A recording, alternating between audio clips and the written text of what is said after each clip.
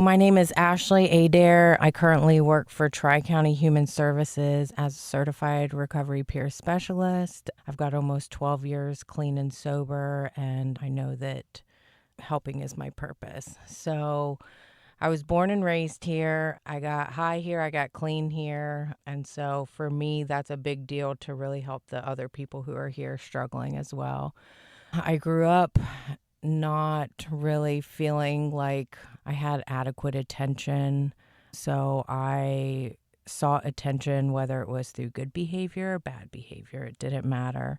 I can remember always struggling with mental health issues. And I think that really I just wanted to know that I was loved. My first program, I was in seventh grade, and I think that my mom just didn't know what to do with me at that point. She had exhausted all her efforts.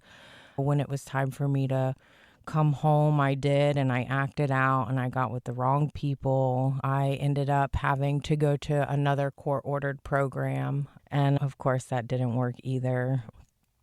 I ended up getting court-ordered to Francis Walker Halfway House over in Titusville, and I got out of that program, and I didn't know anything about life. I started hanging out with the wrong people again. And I want to say by the age of 20, going into 21, I was pregnant with my first daughter. And then a year later, I was pregnant with my son. And through that time, I was addicted to opiates.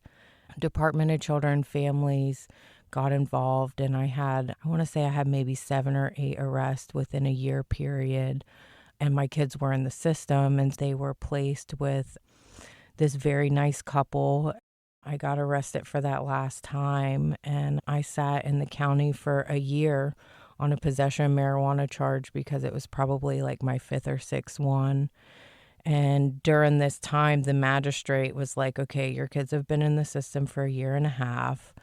Their children's father was in prison, and I was sitting in county jail. And so when I got out, my mom said, what do you want to do?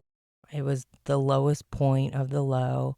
I was coming out with no supervision, no support, no knowledge of who I was or that I even had a problem.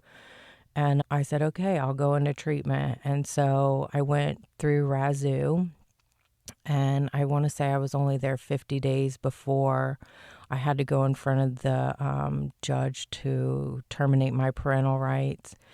And we went and we signed the papers, and my kids went confidential. I had found a sponsor. I started working my steps through a 12-step program. And I did what I was supposed to do. And then I transitioned into sober living, the res.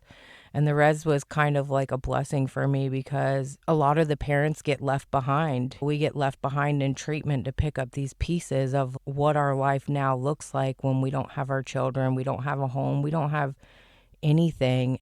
My first sober job was KFC. And then I went on to working night shift at a Sunoco gas station. I enrolled in East Area Adult School, and I got my grades up to where they needed to be, and I took the test. I went back to the treatment facility that I had got sober at, and I filled out an application, and I started working there. And then I got certified through the state to become a certified recovery peer specialist. And I was finally able to give back. I've had a lot of full circles. I have clients who are currently struggling, and people ask what my recommendation is. And I always say treatment, because if you don't know what the problem is, you can't know what the solution is. And I think that self-searching and soul cleansing, the whole process is such a beautiful thing that I wish everyone would go into treatment. I had a drug court counselor actually ask me a couple of days ago, why do you recommend treatment? And I said, because it saved my life. We're not raising these people's bottoms, but we're giving them a gift. We're giving them the opportunity to be able to live life without drugs and alcohol. I think that the stigma that is around, having a mental problem or having substance abuse, like you're not alone. I always tell my clients they can come back and claim their badge at any time. I tell them that just because I look like this doesn't mean that I wasn't standing in the same position that they were a couple years ago. I've been here, I've done this, and I'm going to show you the way out. And we actually help them move from the darkness to the light. So I think to me, hope is just getting up every morning and going to those people and saying, hey, look, if I can do this, you can too.